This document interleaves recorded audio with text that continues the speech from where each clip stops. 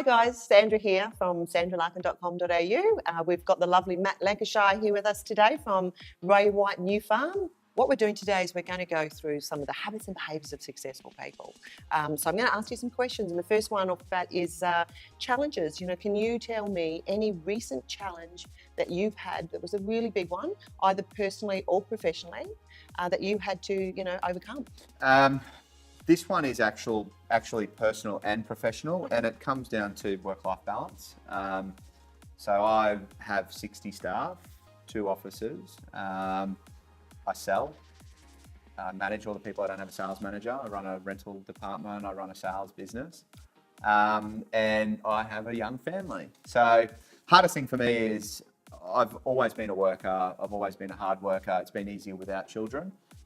But my business has grown as children have come into my world, and it's always difficult to set the time to be able to spend time with the family and also with the team. And I've really struggled with that over the course of the last 2 years. And the reason is, one, I feel guilty, about not being at home and obviously spending time with my children. That's the number one. Also with my wife is a huge part of it. But then also, if I'm not there in the business, I feel guilty about not spending time with my team. And it's been a really valuable life lesson now that family is always number one, but I've got a work family that's also my number one. So actually trying to work out the time that I can spend and how I do that effectively without sacrificing time at work and time at home. So how have you been able to overcome that? Having good people in place. If anyone's looking to become a principal in a real estate business, the first thing they've got to realise is that's a sacrifice you need to make. The other thing is, on my family side, I set times so Friday afternoon, so I have off with my family. Phone's always on, I can take my son to the park, and Sunday is religious family day. Nothing happens on a Sunday. What is a continuous habit or behaviour that you do every day that contributes to your success? I've got an ideal week that I follow. So I have the saying to my team as well: he or she who makes the most amount of calls wins. It is a volume-based business. So I run a team. Numbers game. I run a team of 4 people in my team, and we will make 1,000 calls out of my office, just my personal team, in a week. So I've got my phone bill is my report card. So I don't use a landline. I just use my mobile, and so my Telstra bill that comes is that thick. And the first thing I do when I get to my Telstra bill is go to the end and I highlight incoming calls, outgoing calls, outgoing calls. And if I haven't done between 1,700 and 2,000 calls a month, I know there's going to be a direct correlation with what I've earned for that month. So it works out to be anywhere on a 6-day week over the period of the month. It works out to be around 70 to 80 calls a day. So going back a step before you get to work, is there any habit or behaviour personally? Because let's face it, it starts at home, something that has to happen every day at home. To be able to show up every day at work, to be able to do that. Well, it's all about having gratitude for what you've got. And that's a really hard thing. It's like, you're probably better around the psychology of how this works than me, but sometimes it's not until you lose someone or something in your life that makes you go, oh my God, I need to be doing that more often, or I need to ring my granny because, I haven't spoken to her in a couple of weeks, or, you lose a loved one and it's like, or you get a cancer scare and it changes everything.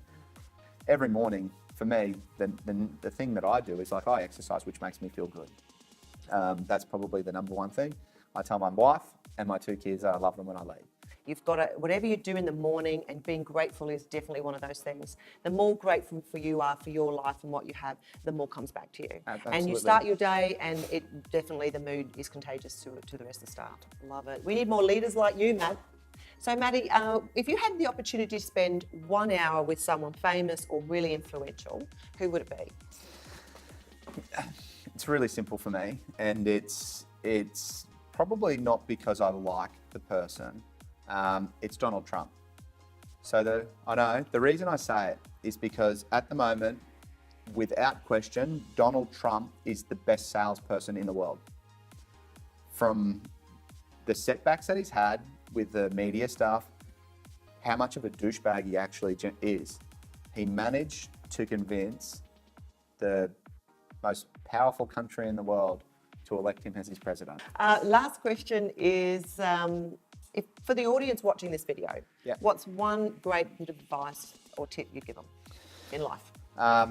For anyone in real estate, right? I think on a professional side, my one thing that is I never default from, and it's the one thing I think that has been a massive thing for my success in the past and still today, is that you never can forget who you're working for and who's paying your bills. Because at the end of the day, we live in a world that's super cynical, and I think that, you know, with real estate in particular, people forget and they get clouded by who they're actually working for and become unethical. So it comes down to be ethical in business, and don't forget, you know, what your job is the first one. On a personal one, I think the most important thing is don't wish like last night I was up with my baby Lulu. She's 9 weeks old, sitting there at 1 o'clock trying to settle her at night time, and my wife was well, I'm not trying to get brownies because I don't do it very often. And I was sitting there for one moment thinking, geez, I wish I didn't have to do this right now, or I wish I was asleep. And I woke up this morning and thought, oh my God, how lucky am I to have a little baby that I can sit there with, and not to wish those moments past, because before you know it, she'll be 25 or whatever and gone, you know, and living her own life. And it's that's one thing that I'm really valuing at the moment. Stay in the present. Present. I call that staying in the present, and Yeah. enjoy the moment, whatever it is. Yeah. Enjoy the moment. Yeah. Good advice. Thanks very much, Matt. I'd love to have you. Thanks, Sandra.